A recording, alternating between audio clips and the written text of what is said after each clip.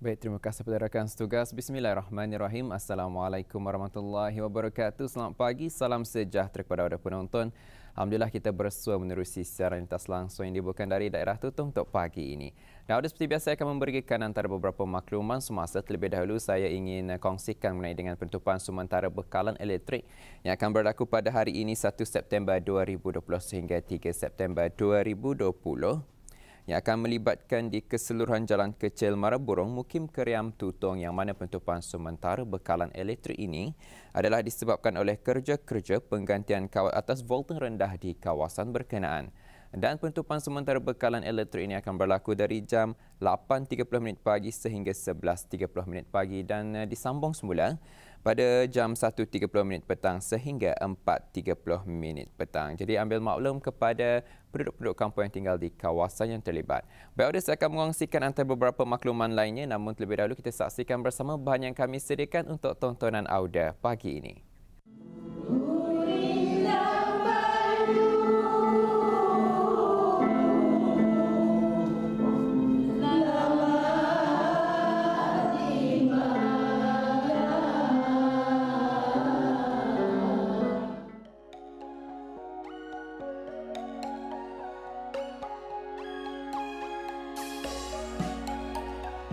Syair bentuk puisi lama yang baitnya terdiri atas 4 baris yang berakhir dengan bunyi yang sama.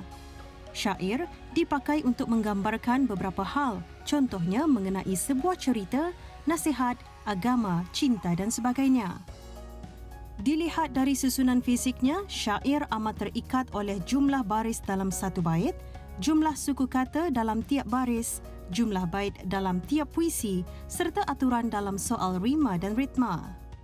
Syair berirama sering didendangkan oleh orang-orang Melayu sejak dulu lagi dan kini orang-orang yang menguasainya semakin berkurangan.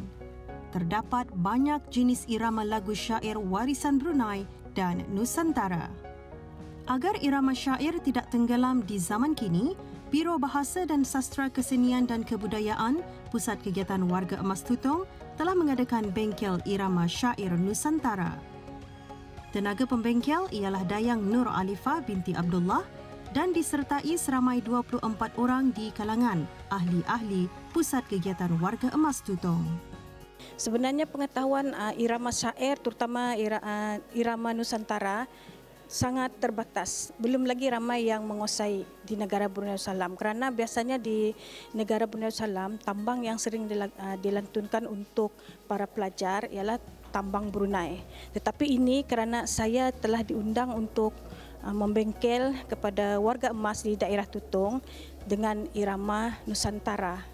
Sebagai langkah pertama untuk warga emas, pada pendapat saya atau pandangan saya, yang eloknya saya terus sahaja kepada mendendangkan, memperkenalkan bagaimana lantunan atau irama syair Nusantara itu berserta dengan cara atau teknik bagaimana cara membunyikan, di mana keluar suara, dari perutkah, dari manakah, begitu. Sebenarnya saya pernah ikut bengkel di Sabah, iaitu syair Nusantara juga, ada 10 ataupun lebih daripada itu iramanya. Tetapi yang saya bengkelkan untuk warga emas ini hanya 4 sahaja. Kerana yang lain itu mungkin agak sukar untuk mereka mengingati atau menghafal alunannya. Sebenarnya kalau ikut kontak negara Brunei Darussalam, kalau irama itu lagunya, bunyinya, melodinya. Tetapi sebenarnya kalau di Brunei menggunakan tambang, misalnya tambang Seri Begawan, tambang Begawan, tambang Semecu Gunung, Beranyut dan sebagainya. Tetapi kalau Nusantara tidak menggunakan tambang, tambang khas untuk Brunei sahaja. Sebenarnya kalau Nusantara menggunakan irama atau mendendangkan syair, irama, narasi, contohnya begitulah. Sebenarnya kalau seseorang itu yang kalau mau pandai bersyair, dia mesti boleh menguasai lenggang-lenggok syair itu. Terutama biasanya kan syair ini beralunan, ada alun. Jadi dia mesti pandai menyanyi, itu dasar.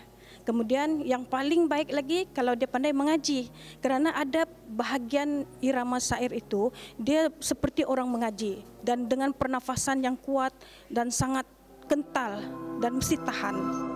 Tersalah pintu Mempelajari menambang syair dalam masa yang singkat memang tidak mudah. Tetapi melalui bengkel ini, para peserta dapat mengenali asas dalam menambang syair dari segi melantunkannya, termasuklah mengenali penulisan bait syair. Sebelumnya saya hanya mendengar daripada indingan dalam radio, dan ini barulah pertama kali bersua dengan dan menghayati syair-syair yang diajarkan oleh cikgu pembengkel. Setakat yang diperolehi di dalam bengkel ini adalah banyak yang kita tidak ketahui, banyak lagu syair serta dengan alunan yang berlainan. Harapan saya di masa akan datang, jika ada lagi bengkel seperti ini akan diadakan, saya akan terus mengikutinya dan akan meningkatkan lagi syair-syair yang diajarkan yang ada pada saya pada masa ini. Syair yang lama okey juga, tapi yang baru yang baru ni lagi baik daripada yang lama. Ramanya ada perbezaannya. Saya jenis syair ni dan memang berminatlah dari dulu sudah masih sekolah. Sudah ada peluang mengikuti, maulah menambah lagi pengetahuan itu. Tunggu bercinta pagi dan petang, melihat bulan di pagar bintang. Itu syair batu belah. Kalau boleh diteruskan dari semasa ke semasa, bagi menambahkan lagi pengilmu pengetahuan dan jenis lagu-lagu, lebih-lebih lagi untuk generasi akan datang disebarkan pada mereka.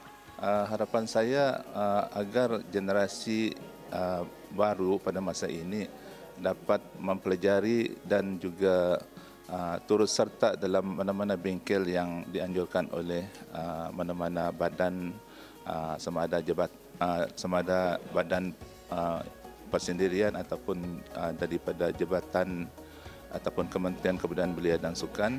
Jadi diserukan kepada ahli-ahli ataupun generasi baru supaya dapat mempelajari lebih mendalam lagi tentang syair, iaitu satu khazanah yang amat tinggi nilainya dalam kesenian dan kebudayaan kita Melayu. Yang lama dikelek, yang baharu didukung. Selain didedahkan kepada sekolah-sekolah melalui pertandingan menambang syair di negara ini, usaha menganjurkan bengkel seperti ini juga adalah untuk mengekalkan usul kemelayuan melalui pembacaan atau lantunan syair Melayu. Seperti yang dijelaskan, perkataan menambang syair digunakan dalam bahasa Brunei, manakala irama syair digunakan di Nusantara. Dalam majlis penutup bengkel irama syair Nusantara, para peserta mempersembahkan 4 buah irama syair Nusantara, syair rakis irama narasi, syair ketahanan diri irama dodoi, syair rakis irama selindang delima, dan syair burung pungguk irama batu belah.